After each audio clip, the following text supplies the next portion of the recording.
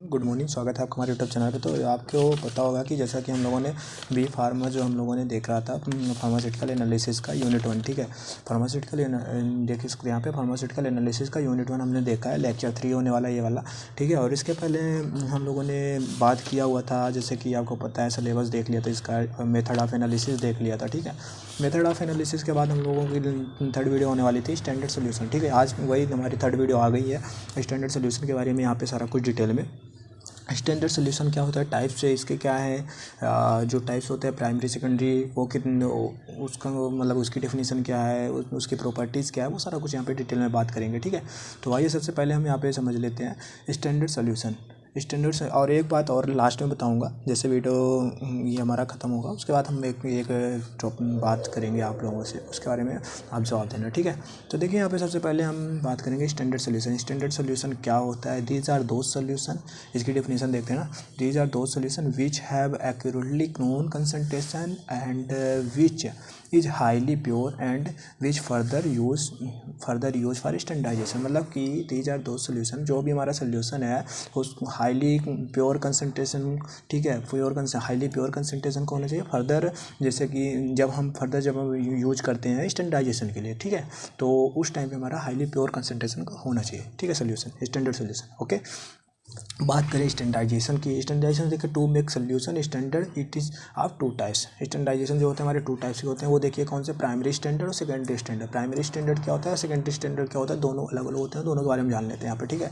तो देखिए सबसे पहले हमारा बात करें प्राइमरी स्टैंडर्ड के बारे में। प्राइमरी स्टैंडर्ड क्या है, these are those solution which are produced through highly pure highly pure reagents or chemicals and they have accurately known concentration. मतलब कि जो भी हमारा हाईली प्योर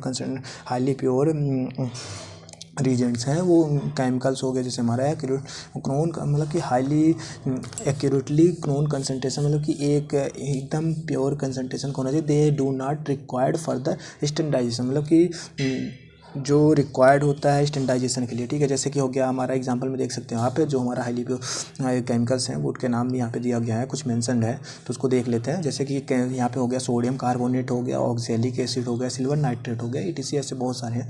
तो ये हमारे तीन यहाँ पे हमने उसको मेंशन किया है, तीन केमिकल्स को, ठीक है। इसके बाद प्रॉपर्टीज़ की बात करी जाती है इसकी, हाईली देखिए यहाँ पे हाईली प्योर है, रिएक्टिव एंड स्टेबल है, हाईली सोल्यूबल है, नॉन टॉक्सिक है और हमारा इको फ्रेंडली है, ठीक है। ये चीज़ हमारा इसकी प्रॉपर्टीज़ है जो आपको पता चल गया होगा। Sodium carbonate, oxalic acid, silver nitrate, इसकी प्रॉपर्टीज़ के बारे में मैंने यहाँ पे बता दिया, ठीक है। इसके बाद हम बात करेंगे सेकेंडरी स्टैंडर्ड। सेकेंडरी स्टैंडर्ड क्या होता है गाइस, इसके बारे में बात करते हैं। देखिए यहाँ पे सेकेंडरी स्टैंडर्ड में कि these are those solution which are less stable and standardization. मतलब कि जो हमारा ये सोल्यूशन है ये हमारा लेस स्टेबल है, ठीक है। और by using primary standard solution, मतलब कि जो भी हमारा यूज किया जाता है ये प्राइमरी स्टैंडर्ड सोल्यूशन में, ठीक है। They are mainly used for quantitative analysis, मतलब कि ये जो यूज किया जाता है वो क्वांटिटेटिव एनालिसिस के लिए यूज किया जाता है, ठीक है। They are used for standardization of other substance, ठीक है। ये जैसे कि स्टैंडर्डाइजेशन के लिए यूज किया जाता है, कुछ अदर सब्सटेंस जो भी हैं उसके लिए यूज किया जाता है। इसकी प्रॉपर्टीज़ के बारे में बात करेंगे हम। तो देखिए इसकी प्रॉपर्टीज़ क्या है, less pure and more reactive, ठीक है। मतलब कि ये बहुत ज़्यादा प्योर नहीं होता, लेस प्योर होता है एंड मोर रिएक्टिव होता है देन फर्स्ट 1 डिग्री स्टैंडर्डाइजेशन के लिए, ठीक है। लेस स्टेबल क्या लेस स्टेबल है, ठीक है, ज़्यादा स्टेबल नहीं है, थोड़ा कम स्टेबल है। अब बात करिए जैसे कि इसके एग्जांपल के देख सकते हैं यहाँ पे आप, सल्फ्यूरिक एसिड हो गया हमारा, ठीक है, सल्फ्यूरिक एसिड हो गया, पोटेशियम परमैंगनेट हो गया, ठीक है। पोटेशियम परमैंगनेट का यहाँ फॉर्मूला लिखा है KMnO4, ठीक है।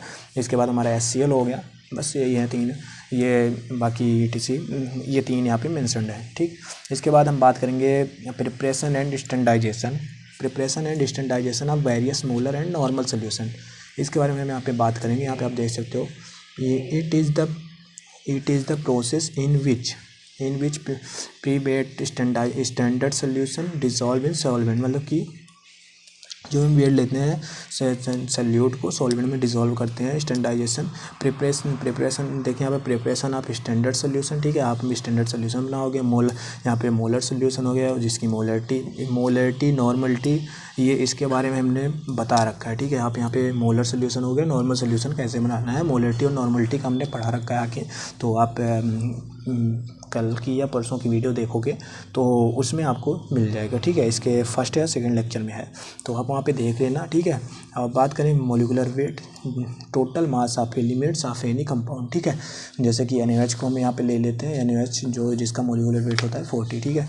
तो यहाँ पे आप देख सकते हैं। इसके बाद फॉलोइंग कंपाउंड्स जो होते हैं जैसे कि ऑक्जेलिक एसिड हो गया, फिर हमारा sodium hydroxide, hydrochloric acid, sodium thiosulphate, sulphuric acid, potassium permanganate, ferric ammonium sulphate, इसके बारे में हमने देख रखा है। बाकी एक बार फिर से हम इसका लेक्चर ले लेंगे, कोई दिक्कत नहीं है। लेकिन इसके पहले अगर आपको देखना है वीडियो तो इसकी भी वीडियो प्रोवाइड है, उसको देख सकते हैं, ठीक है। तो बस आज का टॉपिक यहाँ तक था। और बात करेंगे गाइस ये हम बात करना चाह रहे थे जैसे कि अभी हम लोग सिर्फ अभी इसमें क्या देख रहे हैं कि बी फार्मा का जो हमारा फर्स्ट सेमेस्टर है, इसी हम एक काम कर रहे हैं फार्मास्यूटिकल एनालिसिस के बारे में, ठीक है। अभी सिर्फ यही देख रहे हैं। लेकिन अभी मैं सोच रहा हूँ कि हम फिर 8 सेमेस्टर का भी नोट्स पहले प्रोवाइड कराते हैं, वन इधर से और पीछे साइड से भी, दोनों तरफ से चलते रहेंगे। 8 सेमेस्टर का, फिर 7 सेमेस्टर का, 6 सेमेस्टर का, इधर से 1 2 3 इधर से भी होता रहे, ठीक है। तो मैं सोच रहा हूँ कि ये दोनों तरफ से चलता रहे। 8 सेमेस्टर की भी प्रोवाइड कराते हैं, 8 सेमेस्टर वाले बच्चों के लिए भी, क्योंकि उनका एग्ज़ाम आ गया है, उनको भी दिक्कतें होंगी, ठीक है। तो 8 सेमेस्टर वालों के लिए भी उनका भी नोट्स प्रोवाइड कराते हैं, और आपका तो चल ही रहा है, ठीक है। मिलते हैं नेक्स्ट वीडियो में। और किस सेमेस्टर का पहले चाहिए आपको लेक्चर, उसका कमेंट करना, वो भी आपको प्रोवाइड करा दिया जाएगा, ठीक है। मिलते हैं नेक्स्ट वीडियो में। Thank you.